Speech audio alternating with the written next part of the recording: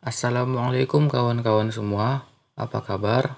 Selamat datang kembali di channel Detektif Y bersama saya Detektif Y. Di season awal anime Detektif Conan, kasus-kasus yang berhubungan dengan organisasi hitam mendapat banyak perubahan dibandingkan di versi komiknya. Saya sendiri juga tidak tahu kenapa. Kalau kawan-kawan ada yang tahu, silahkan komentar di bawah. Dan berikut saya sajikan daftar kasus-kasus yang diubah tersebut. Selamat menonton. 1. Kasus perompokan 1 miliar yen.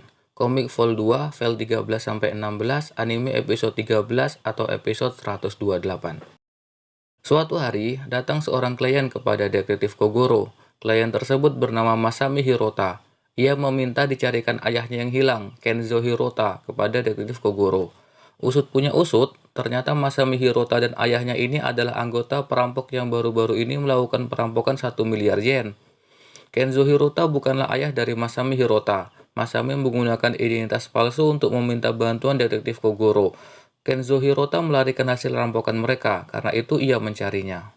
Dan usut punya usut lagi, ternyata identitas asli dari Masami Hirota ini adalah Akemi Miyano, anggota organisasi hitam.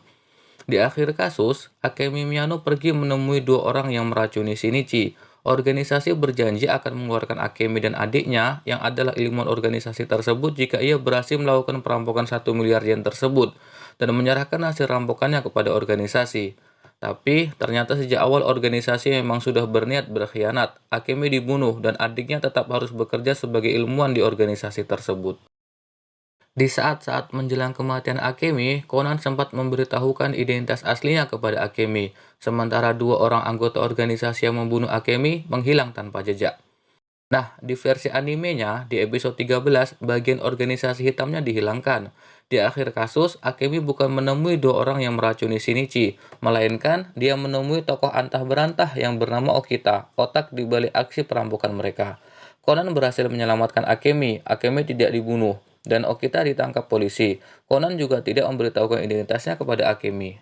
Satu episode sebelum kemunculan adik Akemi yang bernama Shihomiano, yaitu di episode 128, adik Akemi muncul di episode 129, pihak pembuat animenya memperbaiki plot hole tersebut.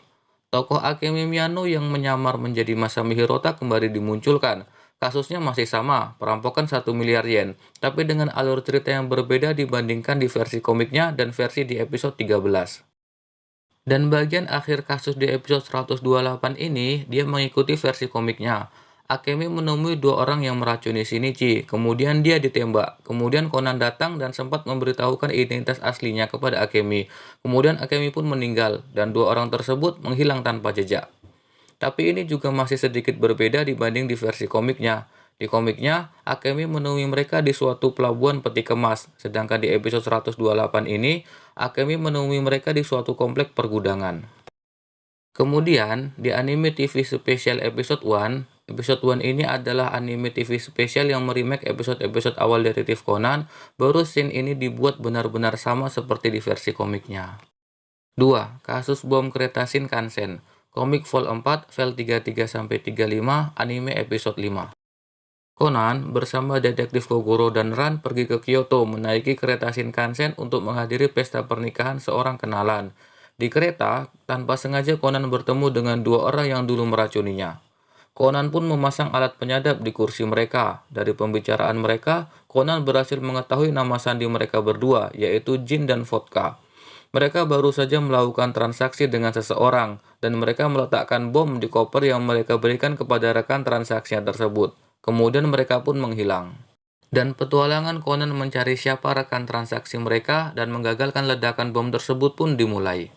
Di versi animenya, di episode 5, dua orang tersebut bukanlah orang yang meracuni Shinichi, Jin dan Vodka, melainkan cuma mirip. Sisanya masih sama, bedanya selain yang itu tadi, di sini juga ada detektif cilik, di versi komiknya mereka tidak ada. Dan tentu saja, di versi animenya, Conan belum mengetahui nama sandi Jin dan Vodka, soalnya mereka kan orang lain. Dan ini membuat suatu plot horor besar di animenya, karena di episode 54, kasus pemboman perusahaan game, tiba-tiba Conan sudah tahu nama sandi Jin dan Vodka, entah dari mana. Di versi dubbing Inggris, plot hole ini ditambal di episode 48. Saat Heiji datang ke kantor detektif Mori, dia mengatakan, Kalau tadi di kereta ada dua orang berpakaian serba hitam yang saling memanggil dengan nama minuman keras, gin dan vodka. Dari sanalah Conan tahu nama sandal mereka. Tapi di versi dubbing Jepangnya, Heiji tidak pernah mengatakan itu. Itulah tadi dua kasus yang versi animenya mendapat perubahan berat dibandingkan di versi komiknya. Mudah-mudahan bisa menjawab kebingungan kawan-kawan semua. Sekian, wassalamualaikum warahmatullahi wabarakatuh.